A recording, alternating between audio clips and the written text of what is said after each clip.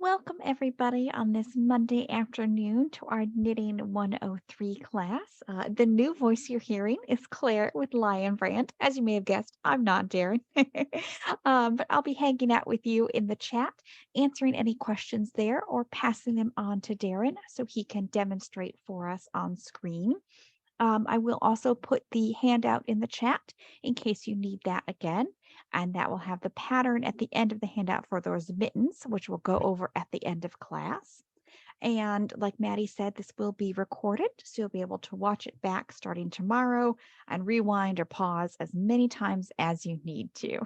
Now that Darren is all bundled up and ready, we'll let him go ahead and get started. All right, welcome to class. Today we're going to do number 3 in our knitting series. We're doing knitting 103, where we're going to learn how to make increases and decreases so that you can make knitted items that are in different shapes. So everything doesn't have to be shaped like a rectangle or a square. Sometimes things need to be shaped differently to fit us well.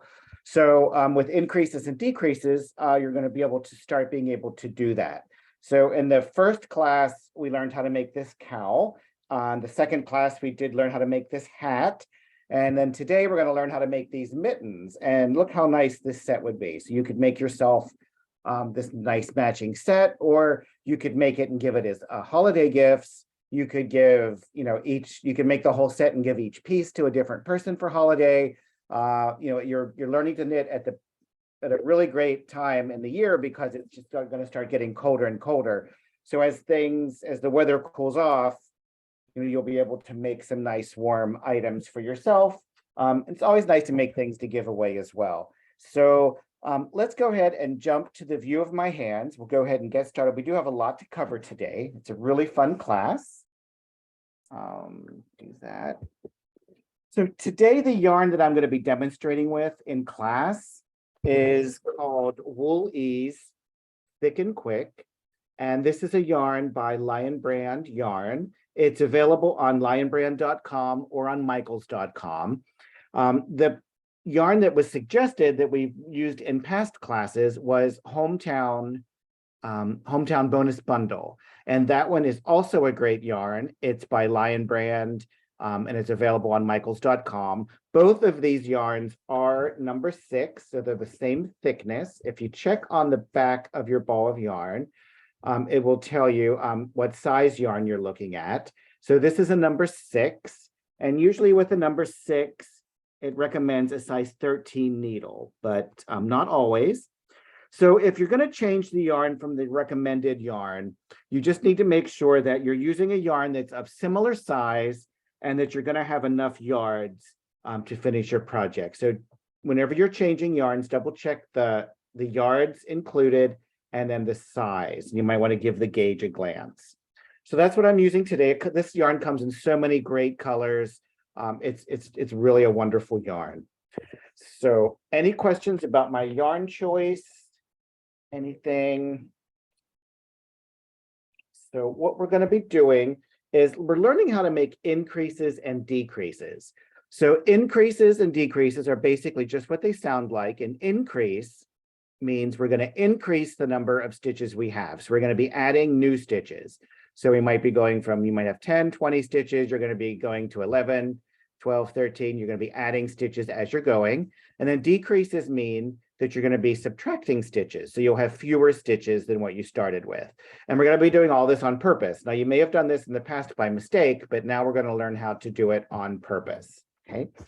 So the first technique I'm going to show you, the first stitch, is called knitting in the front and the back of the loop. So you're going to see it abbreviated K, F, and B, which means knit in the front and the back.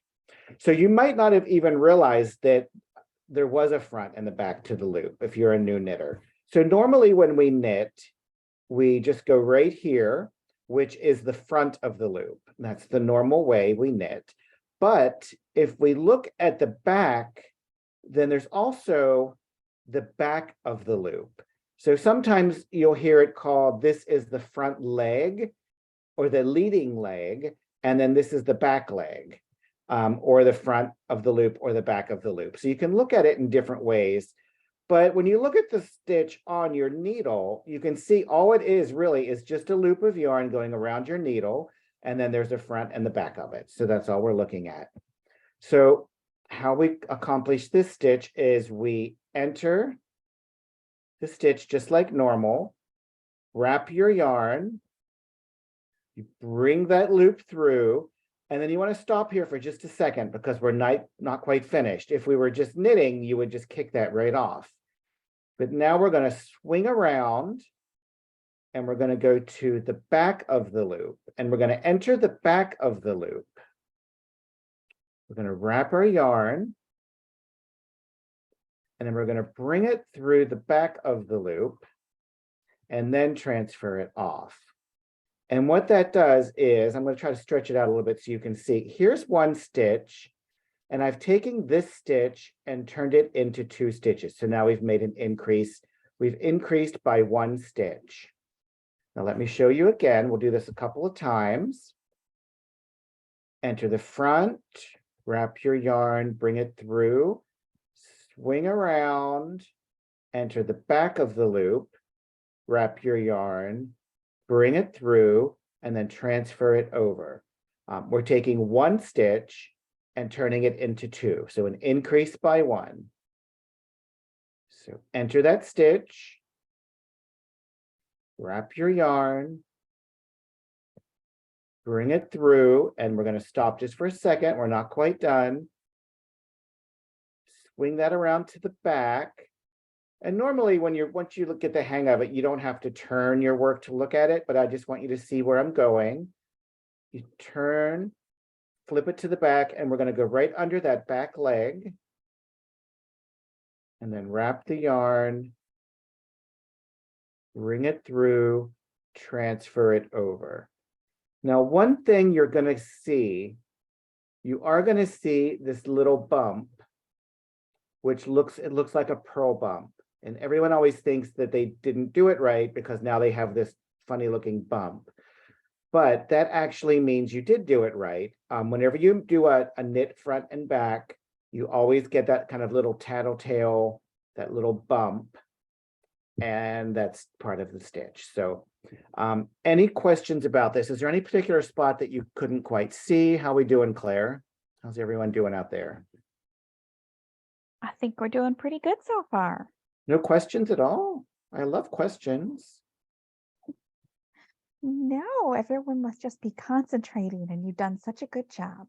Oh, okay, here we go. Is this always done on a knit row? Usually. In knitting, the one thing I can promise you in knitting is that nothing is ever always. It seems like as soon as you learn all the rules of knitting, there's going to be an opportunity to break those rules and do it in a different way. But usually you will do increases and decreases on the knit side when you're working in stockinette stitch. In the pattern we're going to review at the end of class, yes, it will always be done on the knit side. Usually it is done on the knit side, but not always. How do you feel about that, Claire? Is that a fair way to say it? Yeah, that's a good explanation.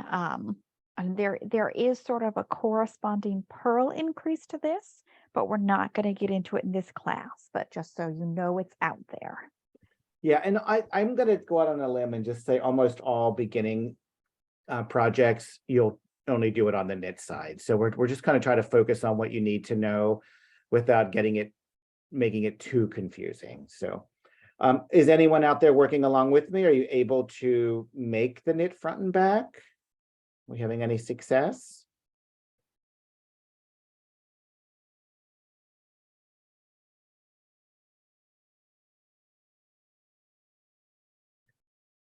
All right, are we ready to move to the make one? I'm surprised there are no more questions than this, but I'm glad to take questions. Don't hesitate. Another general question on the increasing. Is it better to do it in the beginning or the end? Of the row? That's all the question said. I would assume yes. Well, it just depends on what you're making. So if you're making a project and you're following a pattern, then the pattern will tell you what to do. It'll say knit 10 stitches, knit front and back, knit 3 stitches, knit front and back. It'll tell you how to do it. But if you're making your own project, if you're designing your own for some reason, then you can really do it wherever you want, depending on where you need the shaping. So you're not just doing a knit front and back just for fun. You're making it where you need increases in your work. So sometimes you could do it right on the very edge. Usually I don't like to do it on the very edge. Usually I'll knit one stitch and then do it on the second stitch just to try to give myself a nice edge, nice straight even edge. But really it can be done wherever it is needed. What do you think, Claire? Is that the best way to describe it? Yeah, I think it would depend on like what you're making and what the end shape should be. Like if you are working on a hat and it's narrower at the brim, so it sticks on your head, and then you need to increase, those are going to be spaced out all the way around. Versus if you're doing like a shawl, like a triangular one, then you're probably doing it at the beginning and the end to get that nice straight increase. Yeah. So if you're doing a hat and you did all the increases on one spot, then it would kind of be like a lumpy kind of a area on that spot. So yeah. All right, so I'll do one more, and if we don't have any questions, we'll go ahead and go on to make one.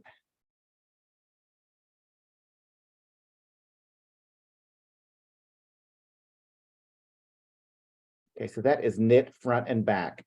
And remember, with knit front and back, you're taking one stitch and turning it into two stitches.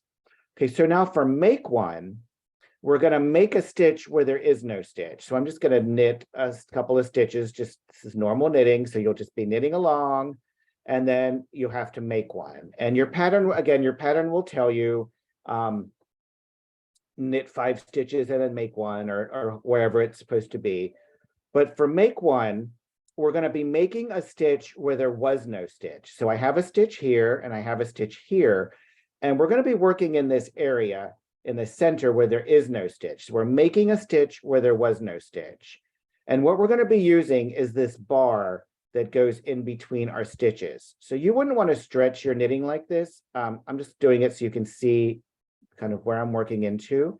But in between your stitches, you get these bars that run in between. And we're going to be working with the bar that's on top. So what you do is you take your left-hand needle and you point it towards yourself. You kind of come towards yourself with it, and then you're going to scoop up that bar. And now that that bar is on our needle, it counts as a stitch. So just remember, whenever you have a piece of yarn, a strand of yarn wrapped around your needle, you have the opportunity to make that into a stitch. And that could be by accident or on purpose. So make sure you're always thinking about that. This time we're doing it on purpose. And so now that I've picked that up, what I have to do is I have to knit it through the back loop. So normally when we knit, we would just go through here. But if I do it that way, it's going to end up creating a very large hole. So what I want to do is I want to swing around, and I'm going to knit it through the back loop. And what that's going to do is it's going to cause my stitch to twist, and the stitch will be a little bit tighter. And because of the twist, it's going to close up this hole. So I'm not going to get a hole there. So I'm going to just knit one like normal. Find the bar, kind of bring it towards you, and then sneak up on that bar, pick it up, and then with your right hand needle, you're going to knit through the back loop, wrap your yarn, bring it through. And there I've made a stitch where there was no stitch. That's why it's called make one, because I'm making a stitch where there was no stitch. Okay. So I'm going to pick up my bar, and I want to show you what happens if you don't knit through the back. So this is incorrect, but sometimes doing something incorrect helps you to know what it feels like to do it wrong. So that way you'll be able to know why it's incorrect. So I'm going to knit through the front of the loop. So maybe I wasn't paying attention or didn't understand. But then let me knit one more stitch just to move past it. See, what happens is you get this big hole. So you can see here, I made my other one. You can see it's kind of twisted. You see that, and I don't get that hole under it. but where I did not twist it, I ended up getting a hole. So you want to make sure you're knitting it through the back loop, and that will prevent that hole. Okay, I'll do one more the correct way. So I'm going to scoop up that loop, that bar, put it on my needle. Now it's a loop. I put a loop on my needle, knit through the back loop. Wrap my yarn. And at this point, just pretend it's a normal stitch, transfer it over. And you can see if you look at it, it might not show up so much here, but when you look at yours, you'll notice it does look like it's twisted. And that is correct, right? Any other questions? Any questions about this? Are you able to see what I'm doing clearly? How do we feel about it, Claire? And just remind everybody again what this one is called and what they might see it abbreviated as. This is called Make One, and you'll just see it abbreviated M, just the letter M and then a 1. So Make One is just M1. And then KF and B is knit front and back of the loop. And knit one or make one is M1.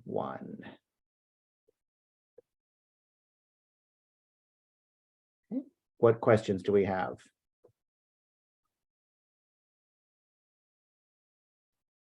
Let's see here. And if someone has increased in a different way than this, is one of these the correct way, or is this one where there's a lot of different ways to do the same thing? There are many, many ways of doing increases. And so the correct way could be many different ways depending on your project. So one way, I'll just throw this in, one way is to do a yarn over. So if I just wrap the yarn over my needle, and now that I've got that yarn wrapped over my needle, that's going to make a stitch. Remember, we said anytime yarn is wrapped over the needle, it could make a stitch. And then I'm just going to knit the next stitch. And what happens is, if I count my stitches, 1, 2, 3, 4, so I've added this one, but then what I have also added is a big hole because this stitch isn't connected to anything. So a yarn over is an increase you can do, but it might not be the right increase for your project if you don't want a hole. Sometimes you might want a hole. You could use this to make a buttonhole, or if you arrange these holes in the shape of a flower, then you've created lace. So depending on what you're making would be what the correct increase would be. And there are lots and lots of different ways. So what's your favorite increase, Claire? I think, like you said, it depends on what you're making. Right. Usually if I'm like knitting a sweater and stockinette, those increases will be in Make One because they blend in nicely to the fabric. But if I'm knitting like a garter stitch shawl, then a knit front and back is nice because it keeps that bumpy texture that you get with garter stitch. Right. Perfect. Okay. Any other questions? I feel like there should be questions, but if they're not, we can keep going. And you want to make sure everybody's able to see what I'm doing clearly. I think we've got A+ students today. They're all hanging around with us. Maybe everybody's really advanced. That's good then. All right. But if you do have questions, please ask because I'm always prepared to take questions. All right. So those are the 2 increases. So remember, knit front and back. We take 1 stitch and turn it into 2 stitches, and then make one. We make a stitch where there was no stitch. So now we're going to change course completely. And we're going to look at decreases. So a decrease is exactly what it sounds. We're going to decrease the number of stitches we have. So we're going to lose our stitch count by 1. So we're going to always be removing 1 stitch at a time. So the first one that I'm going to show you is called slip, slip, knit. And you'll see that abbreviated as SSK. So SSK, or slip, slip, knit. And this one looks a little complicated, but after you do it a few times, you'll realize it's actually not so complicated. So what we're going to do, we slip as if to knit. So you enter your stitch as if you were going to knit, and then you slip it over. Enter your stitch as if you're going to knit, and you slip it over. So I'm not knitting it. I'm not doing anything else, just slipping it. And then I'm going to knit these 2 together. So I take my left hand needle and I put it, I enter the stitches this way, and then I wrap my yarn and I bring it through both. And that is slip, slip, knit. So you slip as if to knit, slip as if to knit, enter with your left hand needle, and then wrap your yarn around your right hand needle and bring it through. Slip as if to knit, slip as if to knit. And this part is unusual because usually we don't enter the stitch with our left hand needle, so it might seem a little weird, but we take our, our left hand needle, we take our left hand needle and we bring it through both stitches, but we bring it through the front, which is also a little unusual. And then once you set it up, you've set it up like this, and then you wrap your right hand needle and then you bring it through both. Okay. Now I want to let you know about this little situation. If you're following a knitting pattern, and if the knitting pattern tells you to slip a stitch, because sometimes it'll just say slip a stitch for whatever reason. And if you're slipping a stitch just for the sake of slipping a stitch, you always slip it as if to purl. So you enter that stitch as if to purl and slip it over. And the reason you do that is because it does not twist the stitch and it transfers over nicely. So like these are just slipping a stitch. And the reason I'm explaining this is because with the SSK, you do it differently. So with the SSK, slip, slip, knit, you enter the stitch as if to knit because we do want it to twist.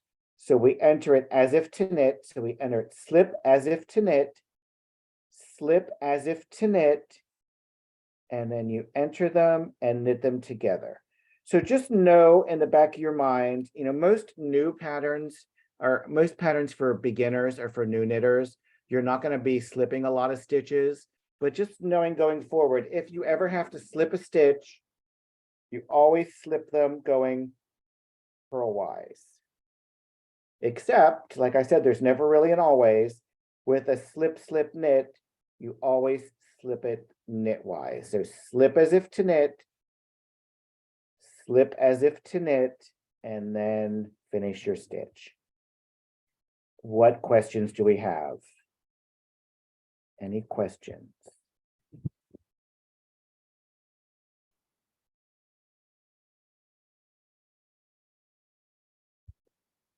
Can't believe there are no questions, really. We'll let everybody put their needles down and switch to typing, maybe. Okay. Okay, here we go. Do M1 and slip as if to knit always result in a twisted stitch? Well, with the slip, slip, knit, you really don't see that it's twisted. What you end up seeing is just this stitch right here. So it doesn't, would you count that as a twisted stitch, Claire? I don't really count it. It does twist it because we're slipping it as if to knit, but you don't really see it because the twisted stitch is kind of buried underneath. And then you end up getting this stitch, which leans.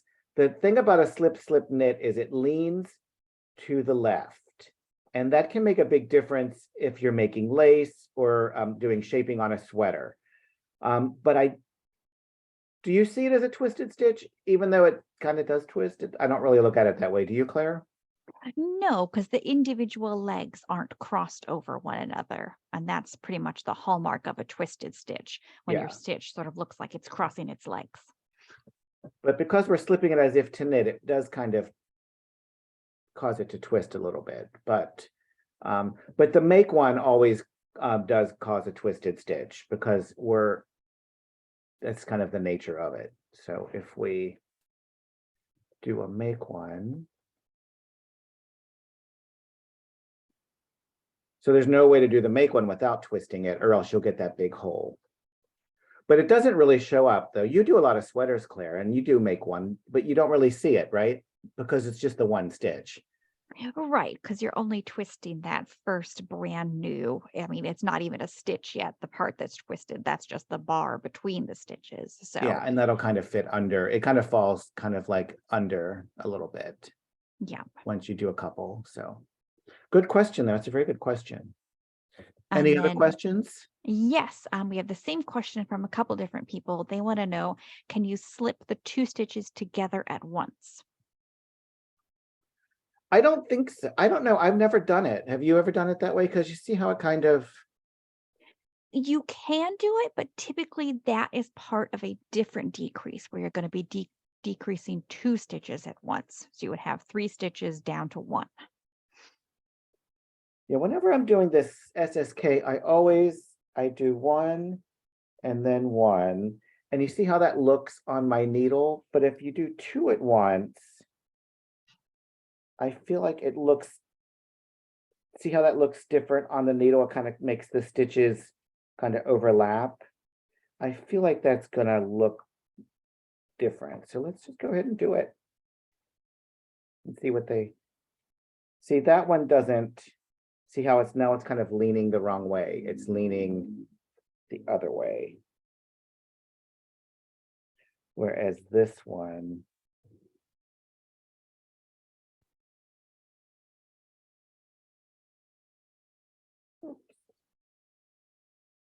this one's leaning that direction. So one thing that somebody told me once, I think this is true. Whatever stitch you enter first, so because I'm entering this one first and then this one second, once you finish your stitch, that's the one that's going to be prominent and the one that's going to be seen. So see how that one kind of is on top, and that's the one I see. That's the stitch that I entered first. So if I enter this one first and I'm slipping 2 at the same time, I'm entering the second stitch first.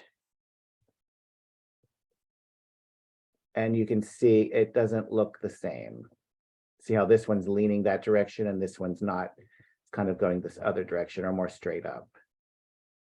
So yeah, I would just do it the traditional way where we slip as if to knit, slip as if to knit, and then. But it's worth a try. You know, sometimes you can try these things. And then that gives you that nice stitch that leans to the left. And that can make a big difference in some projects. Okay, what other questions, Claire? Anything else? We do have a question that I think is going to lead into our next type of decrease. So I'll wait until we get to that. Okay, well, I'm ready to go to that one then, or unless we have any questions. So knit 2 together. Yeah, let's do that. Okay, so if you're going to knit 2 together, and this is the easiest thing we're going to learn today. So I have these 2 stitches, and again, I'm taking 2 stitches and turning them into 1 stitch. So this time you will go through both at the same time. So you skip the first stitch, you go to the second one, and then you want to go through both, wrap your yarn, and then bring it through. And this is abbreviated, maybe Claire will put it in the chat. It's K2TOG, so knit 2 together. And then you go through 2 stitches at once, wrap your yarn, and then bring it through. And that's knit 2 together. And you can see the knit 2 together, it kind of leans to the right. And the SSK kind of leans to the left. It's not extreme, but it does make a difference in your work. So what was that question, Claire? Did that answer the question, or do we still have a question?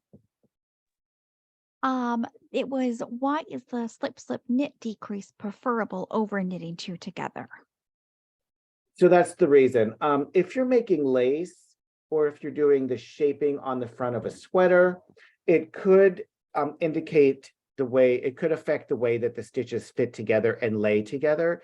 It can affect the direction of the way the stitching kind of looks. So sometimes the SSK leans to the left, so sometimes that is preferable. And then knit 2 together, so that leans toward the right, and sometimes that is preferable, depending on how you want your piece to look. So the pattern will tell you exactly which one to use. And if it just says make an increase, then maybe it doesn't really matter which way it leans, and you can, I'm sorry, a decrease, and then you can do whatever one you want. It might just say decreased 5 stitches evenly spaced around, and then you can do whatever you want. But if it's telling you specifically what to do, then it's usually because it matters which way that stitch is going to lean. So does that answer the question, Claire? What would you say? Yeah, that's a good explanation. Yeah, it's mostly down to, like you said, the direction those decreases are going to lean. Which for some things, like if you're doing a big field of stockinette stitch, it's much easier to see. Or if you're doing lace, that usually has directional decreases, so you can get those pretty like leaf or flower or whatever motifs. Yeah, sometimes it's a zigzag, sometimes it could be like a leaf or like a flower petal. So depending on what you're making, it could make the difference. Okay. What other questions do we have? We're getting through this class pretty quick, really. I was gonna say, Nope. I don't know how deep down this rabbit hole we want to go, but we have some people who seem like they know a little bit about some increases and decreases. Um, Wanda wanted to know what's the difference in making a make one left and a make one right. Well, the make one left is what we were demonstrating. And usually if it just says make one, that's what it means to make one left. So make one left is you bring the needle towards you, you scoop it up, and then you knit through the back of the loop.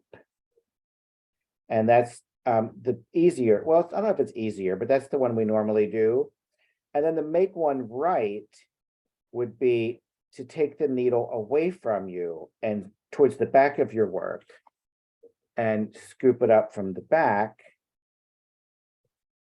And then you have to knit through the front of the loop. So you can see that big hole opens up so nice for me, and I could go right through there and knit it. It'd be so easy, but that's going to create a hole. So you want to knit through the front of the loop, and that will close up that hole. But there's not, I mean, the make one left and make one right, they're very subtle. There's not much difference between them. Is there really, Claire? Or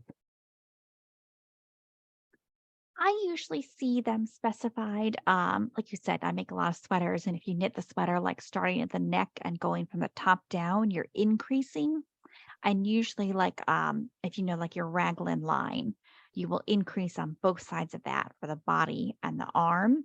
And then if you have those two different types of increases, so they can lean, out from each other or towards each other, it just looks a little bit nicer. So yeah, that's where it makes a difference, especially like on a sweater. The raglan shaping is right like coming down from your kind of neck to the underarm, so it's right in the front of your chest, right where people are going to see. So it is nice if the stitches line up nicely and lean together to form a nice straight line. So that's one of the most important reasons to do this. But usually, and if it just says make one, it's make one right, but you can do make one right or make one left. So okay. nope. If it just says make one, it's make one left. Yes, You thank said you. right. Sorry. Yeah, make one left, and that is you bring it towards you, scoop it up, and then knit through the back of the loop and bring it through. But either way, they're both pretty easy. So, all right, what else do we have going on, Claire? Any other questions?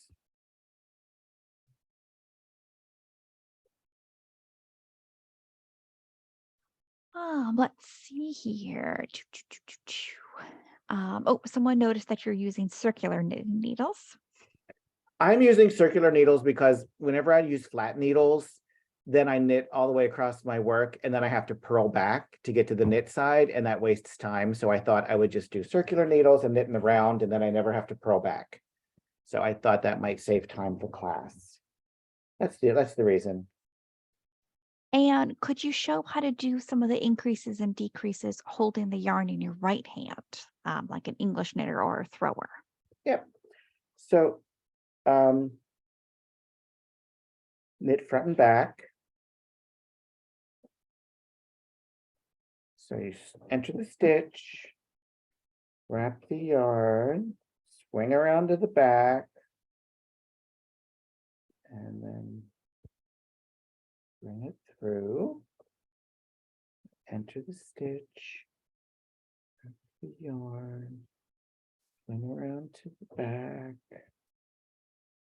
bring it through, and then make one. You pick up the bar, enter the stitch, wrap the yarn. I don't like to do two make ones. Do you ever do two make ones right next to each other? Do you usually knit a stitch in between, Claire? No, you pretty much always have to knit a stitch because you're using up that bar for the first increase.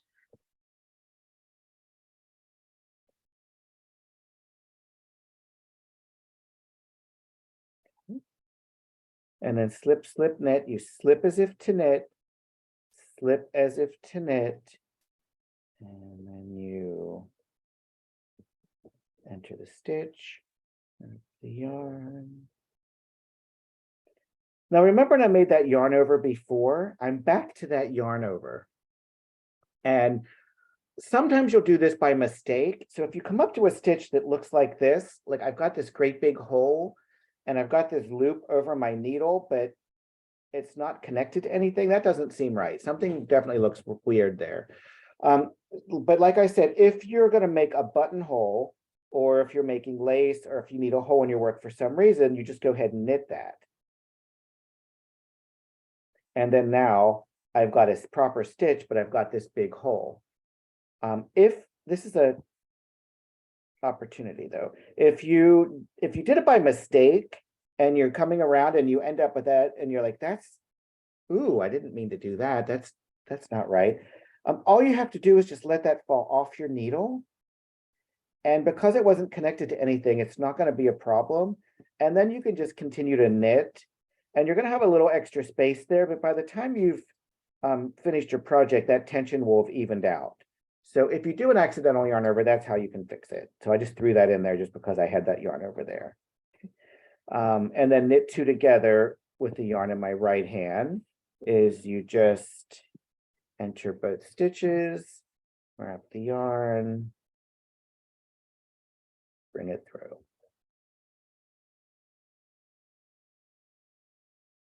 Does that help?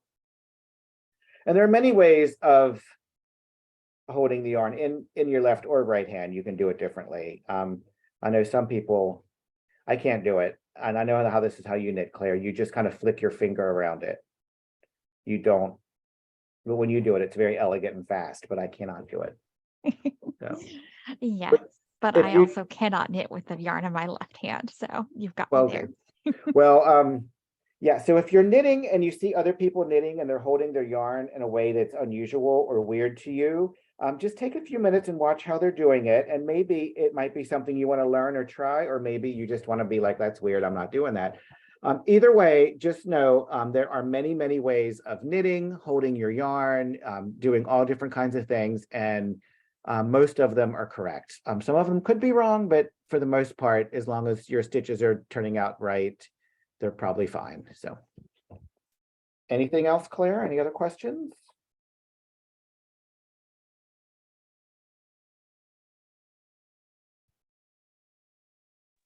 Let's see here.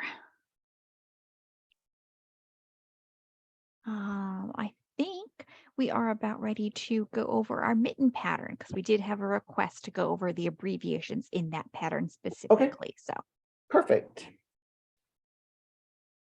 All right. So if you had the handout, so this is kind of the handout. The reason I didn't follow the exercise that's in the handout is because it would take almost the whole class just to go over that, and I wouldn't have time to go over the pattern, do everything else. So if you want to practice the handout and practice the exercise before you start this knitting pattern, that's a good idea. But in class, I demonstrated all of the techniques you're going to need to know to make this and practice the stitches. So it's an easy pattern. The size is for an adult. The finished width is about 4 inches. The measurement, the finished length is about 10.5. The materials needed, it's calling for Lion Brand, Heartland, Thick and Quick, and Redwood. And so we're not using that yarn. We're using one yarn you can use is you can use Hometown Bonus Bundle. And I think that's the one that was originally recommended with the class. Or you could use, like I'm using today, this Wool Ease Thick and Quick is also very nice for this pattern.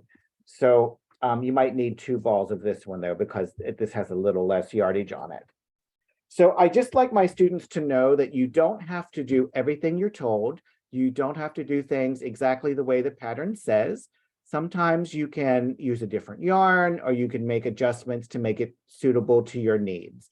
So just know that you don't have to do everything you're told. We need knitting needles size 9 and size 10. And that sounds weird because it's a number 6 yarn and we're supposed to use a size 13 needle for number 6 yarn. But the reason we want to use a smaller needle is because we want our stitches to be very tight. And if our stitches are very tight, then the mitten is going to be much warmer. The little spaces between the stitches are going to be closed up more, and you're not going to let cold air through the stitches as quickly. If it's a mitten, so if you want to like if you're going to go skiing, or if you're going to build a snowman, or if you're going to be out in the wind for a long time, you don't want your mitten to get wet or cold or have the air coming through it. So that's why using a smaller needle will give you that nice warmer mitten. We're going to need some stitch markers, a stitch holder, and then large-eyed blunt needles for weaving in the ends. Okay. Now gauge, all gauge means if my stitches are the same size as the designer stitches, then my mitten is going to be the same size as the designer's mitten. If your stitches are bigger, then the mitten could be bigger. If your stitches are smaller, then the mitten could be smaller. So usually with beginning projects, the gauge isn't quite as crucial. So we're not going to get hung up on that too much right now. But before you start your first sweater, you're going to want to study gauge a little bit. Okay. So here we go. The stitch explanation, make one. So make one looks like that. It's just M1, and we described that in class. Knit 2 together is K2 TOG, and that's knit 2 together. SSK is just SSK, which stands for slip, slip, knit. And then we don't have, in this pattern, I don't think we have any knit 2 together. But knit 2 together is just like it's written out K2 TOG. So you'll see that written out like that. K2 TOG is for knit 2 together. Okay. Does that cover the abbreviations? Do we need any more questions about the abbreviation? Oh, no, we do have knit 2 together right there. Sorry, I don't know what I'm thinking. So knit 2 together, SSK, make one. Oh, KF and B isn't here. That's the one I'm missing.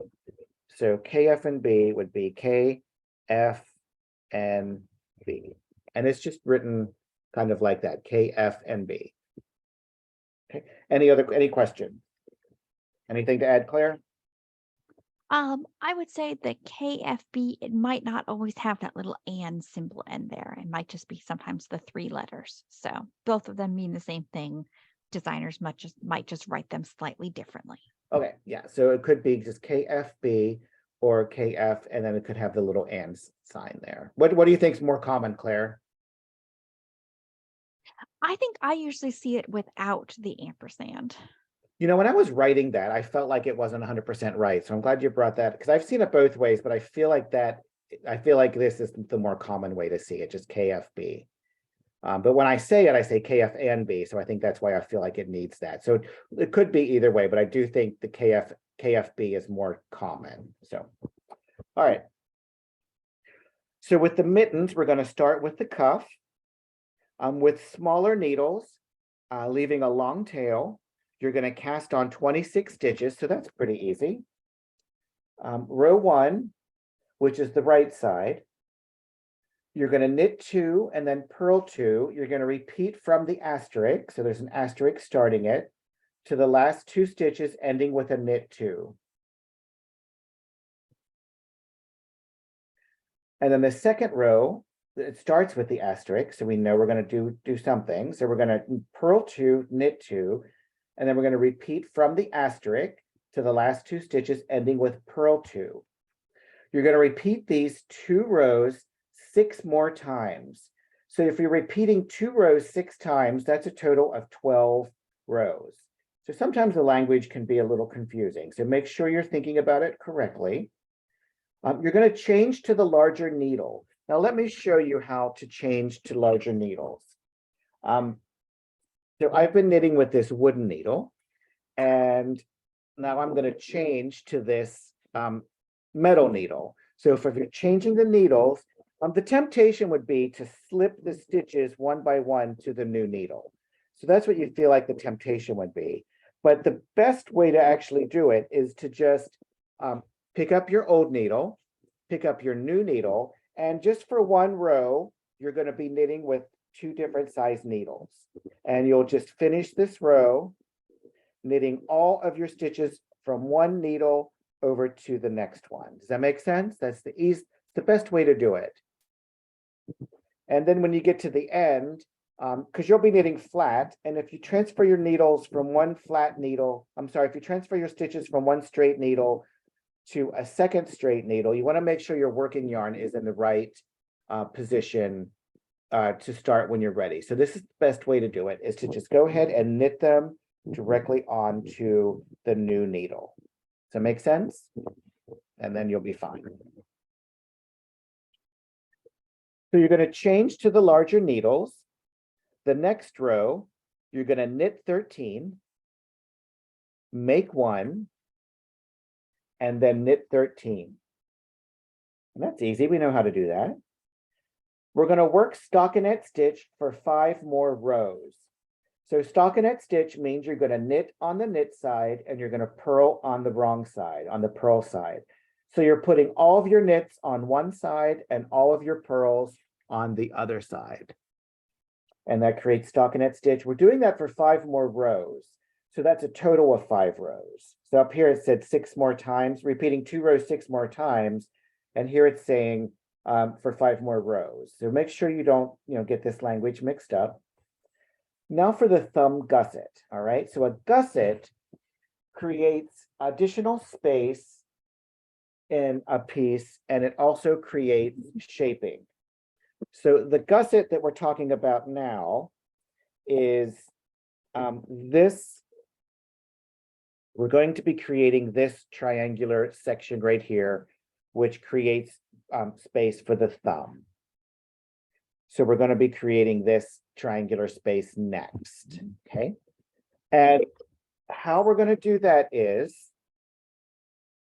back to pattern. You're going to knit 13, place marker, make 1, knit 1, make 1, place marker, and knit 13. Now that sounds very complicated, and it sounds like a lot to go through, and it sounds like a lot of opportunities to make a mistake. So if you come across a row like that you're going to have to really kind of focus on, one thing I like to do is I'll take a Post-it note and I'll kind of block everything else out, so that way my eye goes right to the line that I'm working on. And if you have a wandering eye and you really need help focusing, you can even use a Post-it note above it and below it, and that way your eye's always going to go right to where you need it to be. So I'm going to demonstrate it. So knit 13, so just out of for the sake of being quick, I'm not going to knit 13. So knit 13, place your marker, and so to place a marker, the right kind of marker, you do want to make sure you have little markers that are large enough, because with these large needles, like this marker doesn't really fit. So make sure, so you want to place a marker, you want to put the marker on your right hand needle. So if you put it on your left hand needle, then the next thing you have to do is slip your marker. So just go ahead and put it on your right hand needle. So place marker, and now I'm going to make 1. So I'm going to make 1.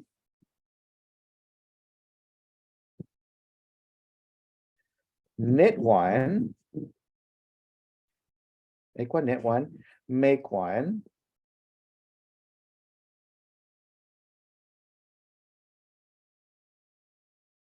So make one, knit one, make one. Place the second marker. So I have this metal marker. I'm going to put that metal marker on there. And then you finish your row of knitting 13. And that is the way you want to place your markers. Can you move your hands up a little, Oh, Darren? sorry. And that's the way you want to place your markers. And then later on, when you're purling back, when you purl back and you get to your marker, you just want to slip the marker. So all you do is you just transfer it over. You just slip it right over without changing its position. So I'm purling back.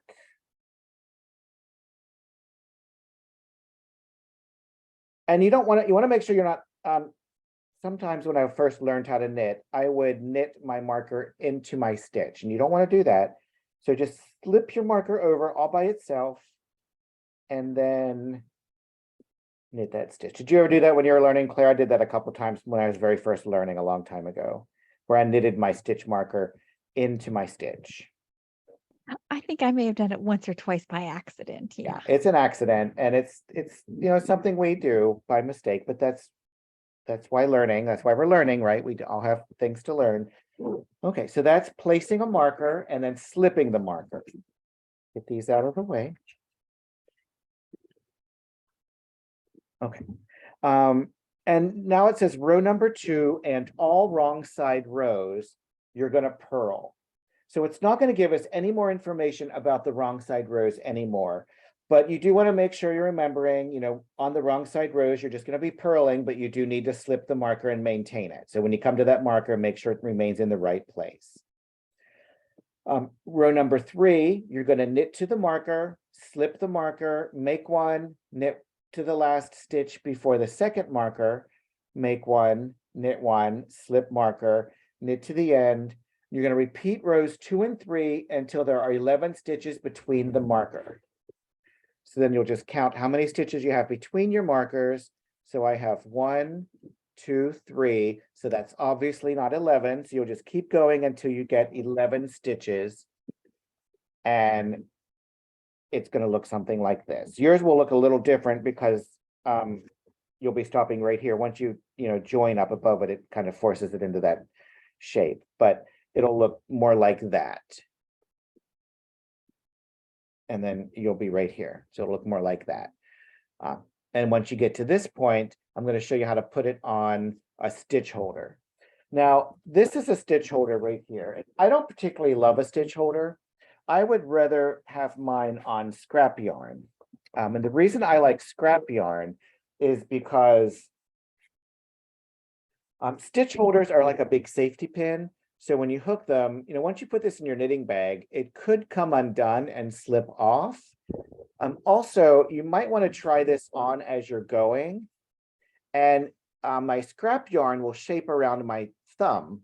But if I had this metal stitch marker, it's not going to shape around my thumb.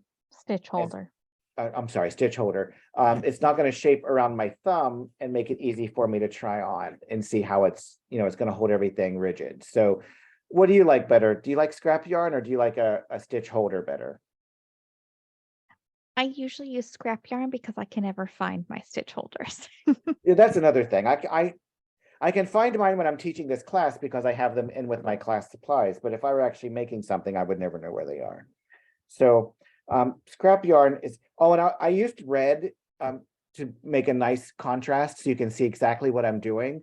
But if you were really making something, you wouldn't want to use red on a white mitten because it's going to leave fuzz behind and you can think, oh, I'll just clean that fuzz off with a lint roller. Well, there's a chance there'll always be some red fuzz there and it's always going to get on your nerves and look bad. So I would actually recommend using the same yarn you make the piece out of, so that way you don't get any fuzz or anything left behind. But just for, visual effect, I use this red. So would you use red or would you use the same yarn, Claire? How would you do it? I don't usually use the same yarn, but I will use a slightly thinner scrap yarn, probably in like a cream or a neutral shade. Yeah, a nice, if you use cotton, like a nice strand of cotton yarn is usually very smooth and it usually won't leave any like lint or anything behind. So you can just don't use something that's going to leave a trace behind. You don't want to do that. And then if you Oh. did use scrap yarn, how would you get that through the stitches? I'm going to show you that right now. So let me just slip these all over quickly. Okay. So you knit yourself over to where your first stitch marker is. And you just want to follow directions exactly. So you're going to be knitting to the stitch marker. Wait a minute. Knit to the marker, slip the marker, make one. Next page. Okay. All right. What? That's not helping. Okay. You're going to knit to the marker, remove the markers, slip the next 11 stitches to a holder, remove the last marker, knit to the end. Okay. So you just work over there and you slip the marker off. And you can then use your stitch holder and you just slide them on. And at this point, you do want to make sure you want to enter the stitch as if to purl. Because if you do it this way, you're going to be twisting it. So enter it as if to purl, just kind of line it up with the tip of your knitting needle and just make sure you're not twisting them one at a time or two at a time to the stitch holder till you get them all. Or let me show you how to do it on scrap yarn. So you want to get a large-eyed blunt needle and just put some scrap yarn on it. And then just transfer them. You can do two at a time, one at a time. You don't want to drop any. You want to make sure you are entering the stitch as if to purl, so you're not twisting them. You don't want to do it like this. Get off, put through. And then you want to tie it in a nice firm, a nice secure knot. So just like one, like a half square knot, or you can do it again, whatever. It's not like, it's going to come untied very easy, but you want to make sure that you're giving yourself plenty of room. Like you don't want to tie it down tight like this, because now you can't really see your stitches. So you want to have plenty of room for your stitches to spread out nice. Give yourself a nice big loop like that, but you do want to make sure you're tying it in a very secure knot so that it doesn't slip off. Okay, any questions about that?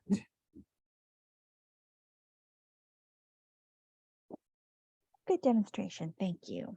Okay. And just in case anybody has to run, because I know we're at the end of class now, I'll go ahead and pop the handout in the chat again in case you need that. And remind everybody that the recording will be available on the Michael's YouTube channel in about 24 hours. And then after you've slipped your stitch marker, your yarn onto your stitches onto your scrap yarn, then all you do is you just go to them, because there's a lot of space, like we're skipping all this space, but then you just go to that next stitch and you pull everything tight. So you're kind of closing off that space. And you finish the row. And because we're closing off that space and we're pulling those two edges together, that's what creates the extra room for your thumb. So now that I've pulled those together, I've closed up that space, it's almost just like magic. It creates this, which fits around the thumb nicely. So that's what happens. Sometimes in knitting, things just kind of come together before you realize what's happening. So, and that's, any questions about how to slip those onto scrap yarn or a stitch marker?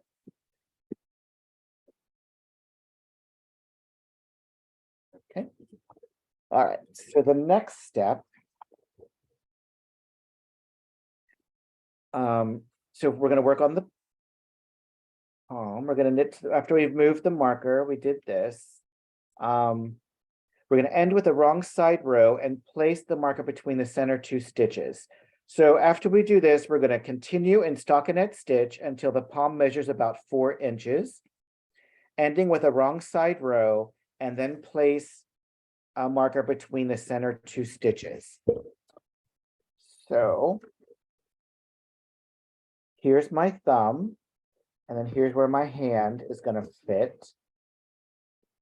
And so if you have a very, very small hand, you might not go 4 inches. You can stop at 3 inches or 2.5 inches or whatever you need. If you have a very, very large hand, you might go for 5 inches. So, you can really custom make these to suit whomever is going to wear them. So just keep that in mind. When you're knitting, you can make things to be the perfect shape. Okay. And then it asks us to put a stitch marker in the center. So you would just count your stitches. I've already done my decreases here, but just count your stitches and just put a stitch marker right in the center. Is all you're going to need to do. It's very easy. So for the top shaping, you're going to knit 1, SSK, knit to 3 stitches before the marker, which will be in the center, knit 2 together, knit 1, slip marker, knit 1, SSK, knit to the last 3 stitches, knit 2 together, knit 1. So that, if I told you at the beginning of class that you were going to have to do all that, you would have probably said, forget it. It sounds very complicated and I don't know how to do that. But obviously, now that you've had this class, all of that stuff makes sense. You might need to practice each one of these stitches a little bit before you make the mittens, and I do recommend you practice. But at this point, it should all make a little bit of sense. You should know what that means. And then with a little bit of practice, you can successfully complete that. And you'll be very surprised at yourself at how well you do. Practice is where it's very important, though. And then you're going to purl the next row. Repeat the last 2 rows 3 more times. And then the next row, you're going to knit 1, SSK, knit 2 together, remove the marker, SSK twice, knit 2 together, knit 1, and you'll have 8 stitches. You're going to cut the yarn, leaving a long tail that you'll use for seaming, using a yarn needle and beginning with the last stitch on your needle, pull the tail through all the remaining stitches. So what that means is, so when I finished this, when I finished knitting this, of course, all of these stitches were on my knitting needle. And what it's telling us to do is to cut our yarn, leaving a very long tail, put that tail on a darning needle. And then you'll only have 8 stitches at this point, but then you just take that darning needle and you put your stitches on it just like this. And again, you don't want to twist them. So you'll just do that. And you'll pull it tight at the end and you'll end up with something that looks just like this. So here's your thumb, here's your ribbing and your thumb gusset that you made. You've got your thumb on waste yarn. You've knitted your 4 inches. You started your decreases here. You're down to 8 stitches. You put those 8 stitches on your tail, and then you can cinch it up like that. And then when you fold this in half, you can see it pretty much looks like a mitten now. Now for seaming, use this darning needle. You can use mattress stitch, and I'm going to quickly demonstrate mattress stitch. So with mattress stitch, you want to find this, your knit stitch that's right on the very edge. And you're going to pick up that bar that's in between the first 2 stitches, the same bar you would use for make 1. So you want to find that stitch, and you want to pick up that bar. And you're going to keep going up, following it like a ladder. Not skip. I don't like to skip any. Do you skip any, Claire, or do you do every one? I might not skip any, but sometimes I'll do 2 at once. Oh, you live dangerous.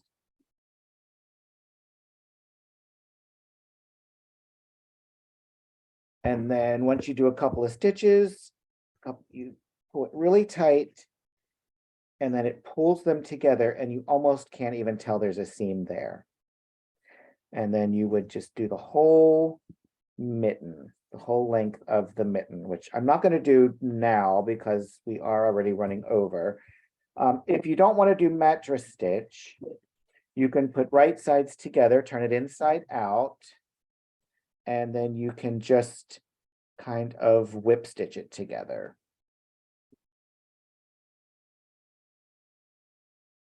So there are lots, within knitting, there's always more than one way of doing something. There's lots of options. So you can either do mattress stitch, you could whip stitch it, or you could do the running stitch. Here's the running stitch where you kind of go back and forth.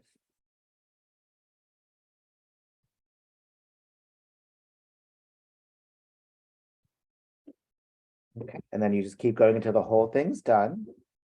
And then once it's done, you do need to finish your thumb.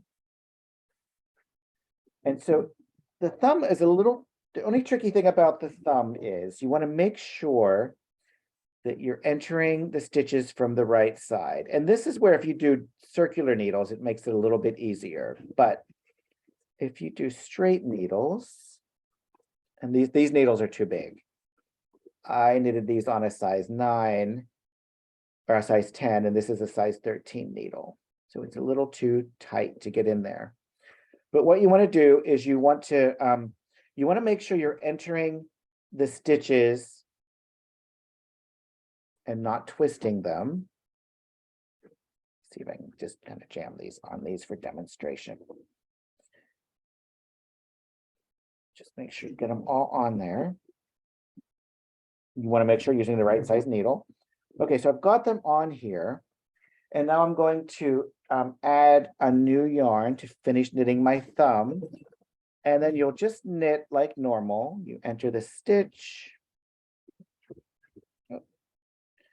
You wrap the yarn and you bring it through. And you'll be using the right size needle, so it'll be a lot easier. Enter the stitch, wrap the yarn, bring it through, just like normal. Now, the only thing, the biggest mistake that you could make here is if you, instead of entering the stitches that way, if you enter the stitches from the other direction, from this side, when you turn it to knit, you'll be on the purl side. And if you put your stitches on your needle and when you go to knit, you're at the purl side, that's fine, you can do that, but you want to make sure you're purling. You want to make sure you're knitting the knits and purling the purls. So just before you start knitting the thumb, I want you to look at these stitches that are facing you and decide, are these knits or are these purls? And remember, we're doing stockinette stitch, so you're going to knit the knits and purl the purls. So if you put them on this way, maybe your first row is going to be a purl instead of a knit. So any questions about that? I probably made that. Oh, I was off the screen. Sorry. You'll probably just make sure that you're looking at, make sure you know what stitch you're looking at before you start knitting the thumb, because if you're on the purl side, if you've entered your needle that way, you want to make sure you're doing purls. But if you enter your stitch going from left to right, then you're going to be doing knits. So just make sure that you're doing either knits or purls. Make sure you're doing the correct thing for the correct place. How does that sound, Claire? Was that very confusing? I think you clarified it in the end. I sometimes get things very confusing, but when I first started knitting, I made a different type of project. And when I ended up doing purls where I should have been doing knits, and I couldn't figure out why I did knits. Why are they purls? What's happening? So I didn't understand what was happening. But so I always try to point that out to make sure you look at your stitches and make sure you know what you're doing before you start. All right. Any questions? Did I make that thoroughly confusing? Can I make it any more confusing for anyone? How are we doing? Any questions at all? I think we're good. We're already about 10 minutes over, so we'll let everybody get on with their days here. I'll put the handout in the chat one more time. It's got the pattern at the end. I think if you're referring to the pattern at the end of the handout, the formatting is a little bit different, just because it's not a standalone PDF, which is the version that Darren is using, but the instructions should all be the same. We'll check on that again. And as a reminder, we did record this class and it'll be posted on the Michael's YouTube channel in about 24 hours. So you can go back and rewind as much as you need to. And I know Darren is going to mention that you can contact him on Instagram. So I'll put his name in the chat here as well.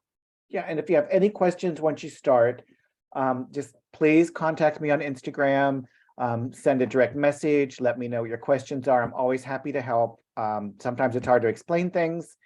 Like in a class like this, I can't be sure if everyone's getting it. So, I always am willing to answer questions going forward. Yeah, so just let me know if you have any questions, or if you need any additional help. So anything else, Claire? Practice, practice, practice, and That's where hopefully the have learning some more in happens. hands. Yeah, that's where the learning happens. So, all right. Thanks for coming to class. Have a great night. Don't forget to practice.